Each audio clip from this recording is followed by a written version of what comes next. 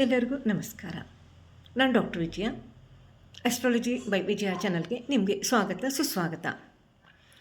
ಎಲ್ಲರಿಗೂ ಜೀವನದಾಗ ಮುಂದೆ ಬರಬೇಕು, ನಾವು ಉತ್ತರೋತ್ತರ ಅಭಿವೃದ್ಧಿ ಕಾಣಬೇಕು ಅಂತ ಒಂದು ಕಡೆ ಇದ್ದರೆ, ಇನ್ನು ನಮ್ಮ ತೊಂದರೆಗಳನ್ನೆಲ್ಲ ಪರಿಹಾರ ಮಾಡಿಕೊಂಡು ನಾವು ಮುಂದೆ ಹೋಗಬೇಕು, ನಮ್ಮ ಜೀವನ ಸಕಾರಾತ್ಮಕವಾಗಿ ಉತ್ತರೋತ್ತರ ಅಭಿವೃದ್ಧಿ ಸಾಗಬೇಕಂತೇಳಿ ಎಲ್ಲರೂ ಇಷ್ಟಪಡ್ತೀವಿ. ಅಂಥವೆಲ್ಲ ಮಾಡಬೇಕು ಅಂದಾಗ ನಾವು ಏನು ಮಾಡ್ತೀವಿ ಅಂದರೆ, ಯಾವ ದಿವಸ ಚೆನ್ನಾಗೈತಿ ಅಂತ ನಾವು ಯೋಗಗಳನ್ನು ಅಥವಾ ದಿನಗಳನ್ನು ನಾವು ನೋಡ್ತೀವಿ. ಅಂಥದ್ದೇ ತುಂಬ ತುಂಬ ಒಳ್ಳೆಯದಾದಂತಹ ಒಂದು ಯೋಗ ಇದೆ, ಅದು ಗುರು ಪುಷಾಮೃತ ಯೋಗ. ಗುರು ಮತ್ತು ಪುಷ್ಯ ಎರಡೂಗಳ ಸೇರಿಕೊಂಡು ಆಗುವಂಥ ಯೋಗಕ್ಕೆ ನಾವು ಗುರು ಪುಷಾಮೃತ ಯೋಗ ಅಂತ ಕರಿತೀವಿ. ಇದು ಗುರು ಪುಷ್ಯಾಮೃತ ಯೋಗ ಯಾವಾಗ ಬಂದಿತ್ತು ಅಂದರೆ ಜುಲೈ ತಿಂಗಳಲ್ಲಿ ಬಂದಿತ್ತು, 2020 ಒಳಗಡೆ. ಇವಾಗ ಈ ಆಗಸ್ಟ್ನಲ್ಲಿ ಮತ್ತೆ 21ನೇ ತಾರೀಕಿಗೆ ಗುರು ಪುಷ್ಯಾಮೃತ ಯೋಗ ಬರ್ತಾಯಿದೆ. ಮತ್ತು ಈ ವರ್ಷ ಇದೇ ಲಾಸ್ಟು, ಮತ್ತಿನ್ನು ನೆಕ್ಸ್ಟ್ ಇಲ್ಲ. ಅಂಥ ಇಂಪಾರ್ಟೆಂಟ್ ಪ್ರಧಾನವಾದಂತಹ ತುಂಬ ಉತ್ತಮವಾದಂತಹ ಯೋಗ ಇದಾಗಿದೆ. ಗುರುಪುರುಷಾಮೃತ ಯೋಗದ ಬಗ್ಗೆ ಹೇಳೋಕ್ಕಿಂತ ಮೊದಲು ಏನಂದರೆ, ಗುರು ಅಂದರೆ ಯಾರು, ಪುಷ್ಯ ಅಂದರೆ ಯಾರು ಅಂತ ಮೊದಲು ಹೇಳೋಣಂತ. ಗುರು ಅಂದರೆ ನಮಗೆಲ್ಲದಕ್ಕೂ ಬ್ಲೆಸ್ಸಿಂಗ್ಸ್ ಬೇಕು, ನಮಗೆ ಗುರುವಿನದು.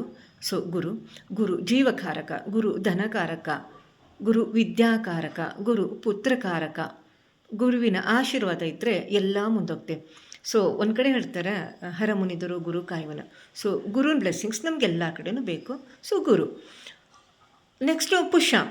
ಇಲ್ಲಿ ಪುಷ್ಯ ನಕ್ಷತ್ರ ಏನಂದರೆ 27 ನಕ್ಷತ್ರಗಳಲ್ಲಿ ತುಂಬ ಪ್ರಾಮುಖ್ಯವಾದಂಥ ನಕ್ಷತ್ರ ಪುಷ್ಯ ನಕ್ಷತ್ರ. ಪುಷ್ಯ ನಕ್ಷತ್ರ ಯಾವುದು? ಪುಷ್ಯ ನಕ್ಷತ್ರ ಶನಿ ಮಹಾತ್ಮರಿಗೆ ಸೇರಿದಂತಹ ನಕ್ಷತ್ರ. ಶನಿ ಮಹಾತ್ಮರು ಯಾರು? ನೀ ಕೆಲಸ ಮಾಡು, ನಾನು ಲಾಭ ಮಾಡಿಕೊಡ್ತೀನಿ ಅನ್ನೋರು. ನಮ್ಮ ಕಾಲಪುರುಷ ಕುಂಡಲಿಯ 12 ಮನೆಗಳಲ್ಲಿ 10ನೇ ಮನೆ ನಮ್ಮದು ಕರ್ಮದಾದರೆ, ಲಾಭದ ಮನೆ 11ನೇ ಮನೆ. ಇಬ್ಬರಿಗೂ ಅಧಿಪತಿಗಳು ಶನಿದೇವರೇ. ಸೊ 10ನೇದು ಮನೆ ಅಂದರೆ ಕರ್ಮ. ನೀ ಚೆನ್ನಾಗಿ ಕರ್ಮ ಮಾಡಿದರೆ ನಾನು ನಿನ್ಗೆ ಲಾಭ ಕೊಡ್ತೀನಿ ಅಂತಾರೆ ಶನಿದೇವರು.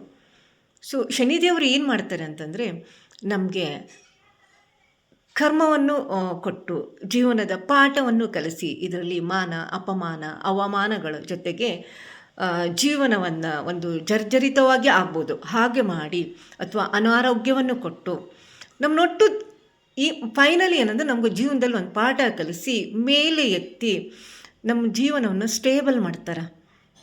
ಸ್ಟೇಬಲ್ ಇದೆಯಲ್ಲ, ಅದು ಟೆಂಪ್ರವರಿ ಇರಲ್ಲ ರೀ, ಅದು ಪ್ರಾಂಗಾಗಿ ಕಾನ್ಸ್ಟಂಟಾಗಿ ಇರುವಂತಹ ಶನಿದೇವರು ದುಡ್ಡು ಕೊಟ್ಟರೆ ಅದು ಅಕ್ಷಯವಾದಂಥ ದುಡ್ಡು. ಅಂತಹ ಪುಷ್ಯ ನಕ್ಷತ್ರ, ಶನಿ ಮಹಾತ್ಮರ ನಕ್ಷತ್ರವಾದಂತಹ ಪುಷ್ಯ ನಕ್ಷತ್ರ ಚಂದ್ರನಲ್ಲಿ ನಾಳೆ ಗುರುವಾರ ದಿವಸ ಗುರು ಪುಷ್ಯಾಮೃತ ಯೋಗ ಬರ್ತಾಯಿದೆ. ಸೊ ಇಲ್ಲಿ ಗುರುವಾರ ದಿವಸ ಪುಷ್ಯ ನಕ್ಷತ್ರ ಇರೋದ್ರಿಂದ ಗುರು ಪುಷ್ಯಾಮೃತ ಯೋಗ ಅಂತ ನಾವು ಕರಿತೀವಿ. ಈ ಗುರು ಪುಷ್ಯಾಮೃತ ಯೋಗದ ಉಪಯೋಗವನ್ನು ನಾವೆಲ್ಲರೂ ತಗೋಬೇಕು.